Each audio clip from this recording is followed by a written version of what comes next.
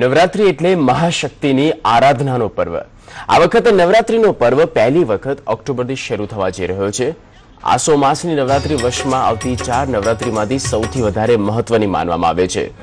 9 દિવસની માતાની આરાધનાના આ પર્વમાં અનુષ્ઠાન, પૂજા પાઠ અને ગરબાની રમઝટ બોલે છે। આ દિવસે ખાસ માતાજીનું ઘટ સ્થાપન કરવાનું ખાસ વિધાન હોય છે। અભિજીત મુહૂર્તમાં ઘર સ્થાપના તથા નવરાત્રીની પ્રથમ પૂજા કરી લેવી જોઈએ। આ વખતે કળશ સ્થાપનાનો સમય જોઈએ એ દિવસે શનિવાર છે। તિથિ પ્રતિપદા છે, નક્ષત્ર હસ્ત છે, યોગ બ્રહ્મ, પક્ષ શુક્લ, માસ અગ્નિ, લગ્ન ધન અને મુહૂર્ત છે સવારે 11:46 થી 12:34 સુધી। જાણી લઈએ કે આ દિવસોમાં કઈ કઈ વાતોનું ધ્યાન રાખવું જોઈએ। નવરાત્રી દરમિયાન ફળાહાર જ કરવો જોઈએ। ઘર સ્થાપના દરમિયાન નાળિયેર, લીંબુ, કેળા, દાડમ, ફળ માતાજીને ભોગવામાં આવે છે। દેવીના આહ્યાન, પૂજન, વિસર્જન, પાઠ વગેરે જેવા કોઈ પણ શુભ કામ પ્રાતઃકાળમાં જ કરવા। માતાજીને લાલ રંગનો વસ્ત્રો, લાલ ચંદન, સિંદૂર અને શૃંગાર સામાન અર્પણ કરવો જોઈએ।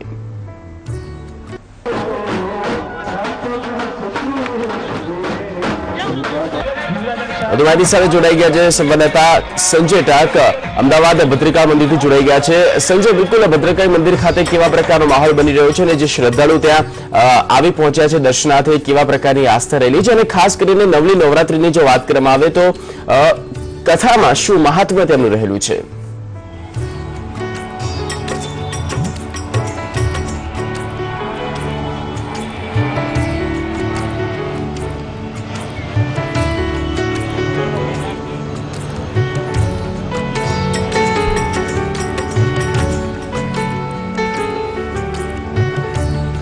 જી બિલકુલ જગદીશ, ખાસ કરીને આસો સુદ એકમ અને માં આદ્ય શક્તિ આરાધનાનું પર્વ જે નવરાત્રી મહોત્સવ છે જેનો આજથી પ્રારંભ થઈ રહ્યો છે। ખાસ કરીને નગરદેવી ભદ્રકાળી મંદિરની જો વાત કરીએ તો જ્યાં સવારથી જ ભક્તોનું ઘોડાપુર ઉમટ્યું છે। દર્શનાર્થે માતાજીના દર્શનનો લાવો લેવા માટે ભક્તો આવી રહ્યા છે। ત્યારે મંદિરના ટ્રસ્ટી અને પૂજારી શિરીષભાઈ આપણી સાથે। શિરીષભાઈ, શું કહેશો, કઈ રીતનું આયોજન છે ખાસ કરીને અને શું મહત્વ રહેલું છે ખાસ કરીને નવરાત્રીના દર્શન? આ નવરાત્રી જે છે એ ચૈત્રી નવરાત્રી કરતાં સહેજ જુદી હોય છે।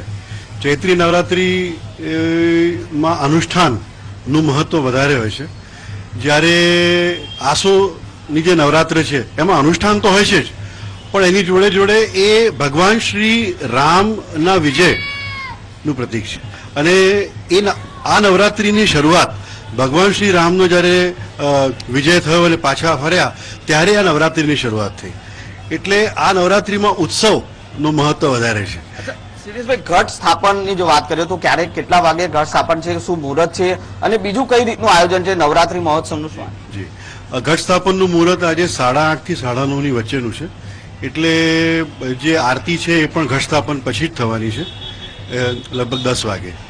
અને મંદિરમાં તમને જેમ ખબર છે કે અહીં અષ્ટમીનું હવન જે થાય છે, આઠમનું હવન, એ આઠમના હવનનું મહત્વ બહુ હોય છે।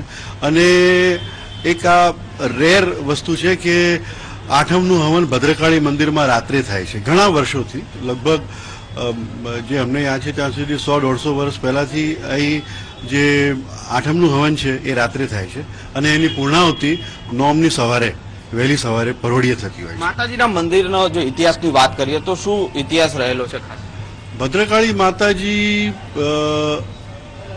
ખાલી અમદાવાદની નગરદેવી નથી, પણ ગુજરાતની અધિષ્ઠાત્રી દેવી પણ છે।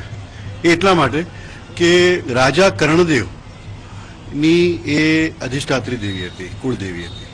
અને જ્યારે કર્ણદેવે પાટણની સ્થાપના કરી ત્યારે ત્યાં ભદ્રનો કિલ્લો બન્યો અને એમાં ભદ્રકાળી મંદિર થયું। અને થોડાક વર્ષો પછી જ્યારે સમયાંતરે જરૂર પ્રમાણે એમને છાવણીઓની જરૂર પડતી હતી ત્યારે આશાવાલ નગર સમીપ કર્ણાવતી નામની છાવણી એ લોકોએ પ્રસ્થાપિત કરી અને આ છાવણીમાં એક નાનો કિલ્લો અને માતાજીનું મંદિર પણ મૂક્યું। ધીરે ધીરે આ છાવણી એક શહેરમાં પ્રતિસ્થાપિત થઈ ગઈ અને પછી તો ઇતિહાસ છે જ કે આ શહેર ગુજરાતનું પાટનગર થયું।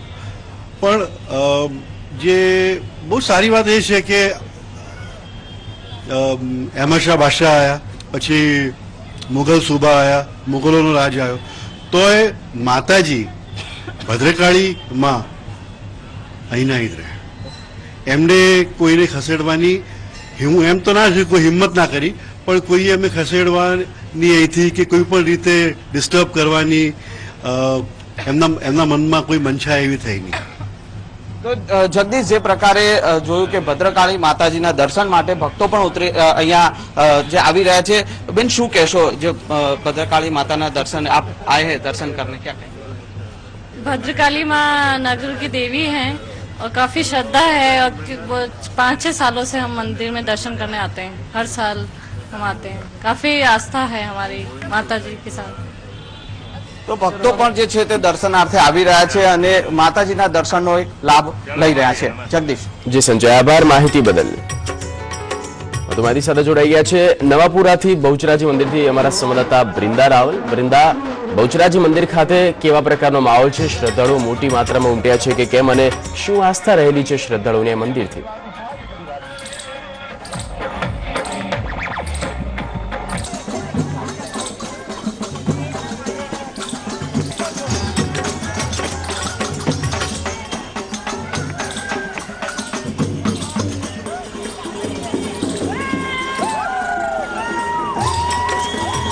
ચોક્કસથી જગદીશ, ત્યારે આજથી નવરાત્રીનો પ્રારંભ થઈ ગયો છે, ત્યારે હાલમાં આપણે છીએ નવાપુરાના બહુચરાજીના મંદિરે. ત્યાં આગળ વહેલી સવારથી જ ભક્તો જે છે તેઓ ખૂબ જ આસ્થા સાથે દર્શન માટે આવી રહ્યા છે. આમ તો સામાન્ય દિવસોમાં આ મંદિરમાં ભીડ જોવા મળતી જ હોય છે, પરંતુ આજથી જ્યારે નવરાત્રીનો પ્રારંભ થયો છે ત્યારથી ભક્તો વહેલી સવારથી આરતી માટે અહીંયા ઉપસ્થિત હતા. કેમેરામેનને કહીશ મંદિરના દ્રશ્યો બતાવે કે વહેલી સવારથી ભક્તો જે છે તે આ મંદિરના દર્શનાર્થે આવે છે. ખૂબ જ અલૌકિક આસ્થા આ મંદિર સાથે જોડાયેલી છે. માતાજી સાક્ષાત અહીંયા આગળ બિરાજમાન છે, ત્યારે ખૂબ જ લોકોની આસ્થા આ મંદિર સાથે જોડાયેલી છે. મહત્વપૂર્ણ બાબત છે કે માતાજી પોતે આ મંદિરમાં બિરાજમાન છે તેવી જે પૌરાણિક વાતો છે તે ઉપરથી કહી છે. આપણી સાથે પૂજારી છે, તેમની સાથે વાતચીત કરે કે શું છે આખી આ વાર્તા. ખાસ કરીને આજથી નવરાત્રીનો પ્રારંભ થયો છે, શું છે આ મંદિરનું મહત્વ જણાવો. આ નવાપુરાનું જૂના બહુચરાજી માતાનું મંદિર અમદાવાદનું એક ઐતિહાસિક કર્ણમુક્તેશ્વર મહાદેવ, ગંગનાથ મહાદેવ અને આ જે અમદાવાદનો પાયો નખાય એની સાથે ભૈરવનાથ મંદિર છે. આ બધા ઐતિહાસિક અમદાવાદના પાયા પહેલાના મંદિરો છે. આ મંદિરનો ઇતિહાસ એવો છે કે વલ્લભ ભટ્ટ આથી 350 વર્ષ પહેલા 12 વર્ષની ઉંમરે જ્યારે માતાજીને સન્મુખ માતાજી પ્રગટ થયા ભજીની સામે, ત્યારે માતાજીને તેમને આનંદ થાય એવું કીધું, એટલે માતાજી તેમને આનંદનો ગરબાની સ્વરૂપે જીભ પર બિરાજમાન થઈ અને અભણ હોવા છતાં પણ આનંદનો ગરબો રચ્યો. આ જગ્યાએ વલ્લભ ભટ્ટની આથી 325 વર્ષ પહેલા એમની મેવાડ જ્ઞાતિની રસ રોટલીની નાત માક્ષર સુદ બીજા માતાજી તેમનું સ્વરૂપ લઈને જમાડ્યું. ખાસ કરીને આ મંદિર સાથે લોકોની જે આસ્થા જોડાયેલી છે, મંદિરનું જે મહત્વ છે, માતાજી પોતે સાક્ષાત બિરાજમાન છે, શું કહેશો એના વિશે? પાછળ જે મંદિરની પાછળ કુંડ છે ત્યાં માતાજી પોતાના શસ્ત્રનો ત્યાગ કરી અને બિરાજમાન થયેલા દંડાસુર મેરુ શિખરથી એટલે હિમાલયથી માતાજી આવી અને જ્યારે અસુરને દંડાસુરને મારીને પાછળ કુંડની અંદર શસ્ત્રનો ત્યાગ કરીને બેસી ગયા, ત્યારે ત્યાંથી પાઇક ભક્તે એમ કીધું, માં તમે ગળે બેઠા છો, વનમાં બેઠા છો, અમારી સાથે આવો, અમારે આપનું પૂજા અર્ચન થાય. તેથી માતાજી ત્યાંથી કીધું પાછું વાળીને ત્યાં જોઈશ, ત્યાં હું રાત્રિ મુકામ કરીશ. ત્યાંથી કુંડમાંથી નીકળ્યા પછી અહીં આવ્યા, આટલા પગલા ચાલ્યા પછી અમે પાછું વાળીને જોયું, તેથી માતાજીનું રાત્રિ મુકામ અહીં છે. અને માતાજી અહીંયા આગળ કોઈ સ્થાપત્ય નથી. અહીંયા માતાજીનો પાછળ જે કુંડ ગોખની અંદર જલાશયની અંદર દુર્ગા સપ્તશતી મારી અંતર જલાશયની અંદર એમનો જે વાસ છે, અધિવાસ છે, ત્યાં રાત્રિ મુકામ છે. વલ્લભ ભટ્ટે 117મી લીટીમાં આનંદના ગરબામાં કીધું છે, રાજનગરની ધાવુપુર નદી મધ્યમાં આવ્યા વિશ્રામ જાણે છે બધીમાં. અહીંયા આગળ ચૈત્ર અને આસો માસના 2 ઘટ સ્થાપન થાય છે. ઘટ સ્થાપનની અંદર માતાજીનું સ્થાપન કરી અને એમની સવાર સાંજ 2 સમય પૂજા થઈ, નૈવેદ્ય, આરતી અને ઉપવાસ કરવામાં આવે છે. ખાસ કરીને નવરાત્રીને લઈને કયા કયા આયોજનો 9 દિવસ માટે કરવામાં આવશે? વિશેષતા શું રહેશે આ મંદિરની? અહીંની વિશેષતા એ છે કે નવરાત્રીના 9 દિવસ દરેક જગ્યાએ 9 દિવસ ગરબા થાય. અહીં પૂનમ સુધી માતાજીના અહીંયા માતાજીના ચાચર ચોકની અંદર ગરબા થશે અને એ એક ગરબા જે થશે એ તદ્દન દેશી ઢબના અને એક જ ઢોલ અથવા એક સાદા માઇક ઉપર કોઈ આધુનિક સિસ્ટમ નથી હોતી અને રોજ સાંજે માતાજીની આરતી પત્યા પછી અહીંયા ગરબા થાય છે. અહીંયા નવરાત્રીની અંદર ખાસિયતમાં એ છે કે ઘટ સ્થાપન કર્યા પછી અહીંયા આગળ આઠમને દિવસે યજ્ઞ થાય છે અને જે આરતી થાય છે સાંજે એ મોટી આરતી જે કહેવાય છે 15 કળીની પૂર્ણ આરતી. 15 કળીની આરતીની અંદર ઘણા લોકોને આરતીનો ઇતિહાસ જ ખબર નથી. 15 કળીના આરતીમાં માતાજીના ચરણ, સ્કંદ અને મુખારબિંદ સહિત અને છેલ્લે સ્વયં એકલું મુખારબિંદ આવે છે અને આ રીતે માતાજીની પૂજા અર્ચના થતી હોય છે. અહીંયા આગળ સાંજે અમારા મોટાભાઈ જે માતાજીની આરાધ્યતા કરે છે તે આ નવરાત્રી દરમિયાન બ્રહ્મચર્ય, જમીન ઉપર નીચે શું, કોઈ પણ પ્રકારનું અનાજ ના ખાવું, કોઈ પણ પ્રકારનું અન્ય પાણી નહીં પીવાનું, ખાલી કેવળ માતાજીને ધરાયેલું નૈવેદ્ય સવાર સાંજ ખાલી એ પ્રસાદ રૂપે આરોગ્ય છે. આઠમના દિવસે કયા પ્રકારના અહીંયા કાર્યક્રમો હોય છે, શું વિશેષતા રહેલી હોય છે?